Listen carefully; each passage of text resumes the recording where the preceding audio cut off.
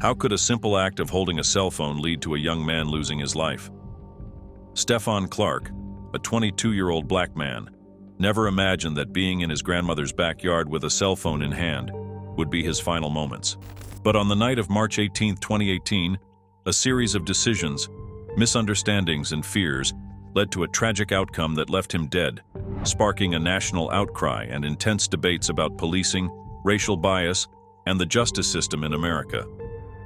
It was a quiet Sunday evening in South Sacramento when a 911 call came in, reporting that a man was breaking car windows in the Meadowview neighborhood. The call wasn't unusual. Vandalism is common in many neighborhoods, but it set off a chain reaction that no one could have predicted. Two officers from the Sacramento Police Department, who had been on patrol, responded to the call, ready to catch the suspect in the act. Stephon Clark was at his grandmother's house, a place he often stayed. He wasn't doing anything out of the ordinary, just hanging out in the backyard. But as the officers arrived in the area, they spotted a man they believed matched the description of the suspect. It was dark, and the man was wearing a hoodie, details that seemed to fit the call they had received. The officers began to pursue the man who ran into a backyard, which happened to be where Stephon's grandmother lived. In their minds, they were chasing a vandal who might be dangerous, so they were on high alert. They believed they were about to confront a suspect who could be armed. As they entered the backyard, they saw Stephon standing there, holding something in his hand. In the heat of the moment, the officers shouted commands at Stephon. They told him to stop, to show his hands, but Stephon didn't comply in the way they expected. He moved towards them, and in those crucial seconds, the officers made a split-second decision. They believed he was about to shoot at them, and without waiting to see exactly what he was holding, they opened fire. 20 shots rang out in the night, 8 of which struck Stephon. He fell to the ground, and as the officers approached his body, they realized the truth. Stephon wasn't holding a gun. He was holding a cell phone. The aftermath of Stephon Clark's death was immediate and explosive. The local community was outraged, and soon that outrage spread across the country. Protests erupted in Sacramento and other cities, with demonstrators chanting Stephon's name and demanding justice. The incident became a flashpoint in the ongoing debate over police use of force, especially in cases involving unarmed black men. Stephon's death also brought attention to the broader issues of racial profiling and the assumptions that can lead to deadly encounters between police and people of color. Many people asked how it was possible for trained officers to mistake a cell phone for a gun. Was it fear? Was it racial bias? Or was it simply a tragic mistake? The questions were difficult, and the answers were even more complex. The two officers involved in the shooting were placed on administrative leave while the Sacramento County District Attorney's Office conducted an investigation. This is standard procedure in officer-involved shootings, but it didn't do much to calm the growing anger. People wanted to know why an unarmed man had been shot and whether the officers would be held accountable. When the investigation concluded, the district attorney announced that the officers would not face criminal charges. The decision was based on the legal standard that allows officers to use deadly force if they believe their lives are in danger. According to the DA, the officers had a reasonable belief that Stephon was armed and posed a threat, even though that belief turned out to be wrong.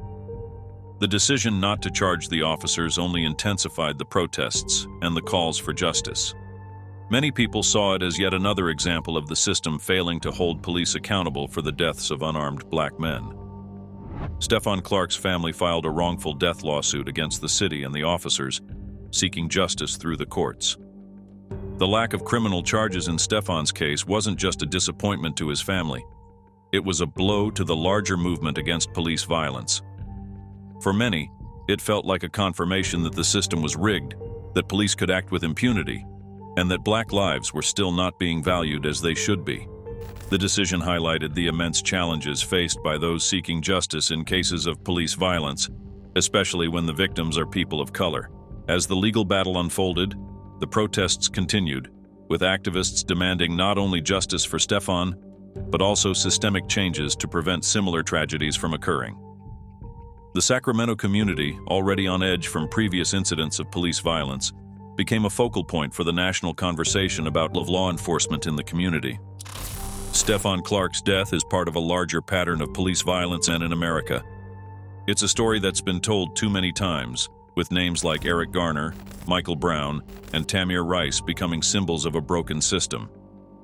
Each time a shooting like this happens, it raises questions about how policing is done in this country, and whether the lives of Black people are valued. The protests that followed Stephon's death weren't just about him. They were about all the people who have been killed by the police under questionable circumstances. They were about demanding change, real change that would prevent more tragedies like this from happening in the future. In the years since Stephon Clark's death, there have been some efforts to reform policing in America.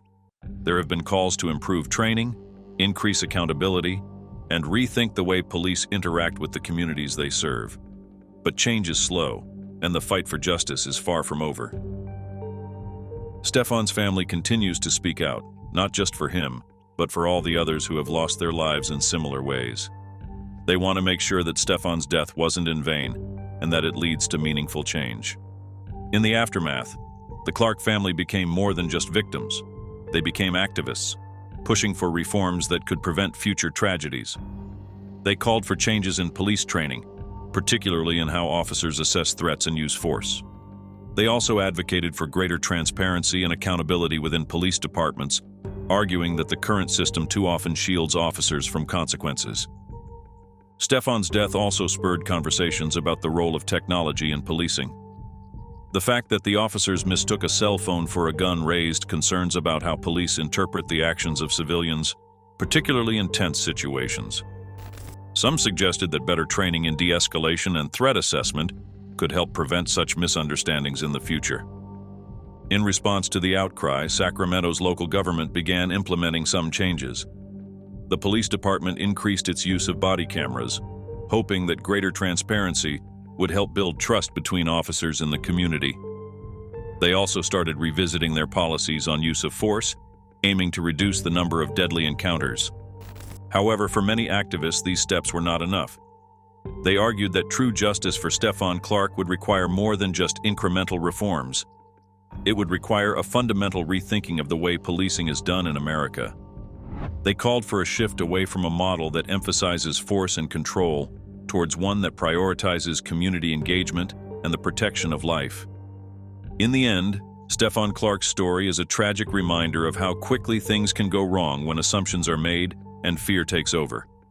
It's a story that shouldn't have to be told, but one that needs to be heard. Because until we address the root causes of these incidents, bias, fear, and a lack of accountability, we'll keep hearing stories like this one. And that's something we just can't afford to let happen. Stephon's death, like so many others, serves as a stark reminder that the fight for justice is ongoing. It's a fight that requires us to confront uncomfortable truths about race, power, and the value of human life. And it's a fight that demands more than just words. It demands action, change, and a commitment to creating a society where tragedies like this no longer occur.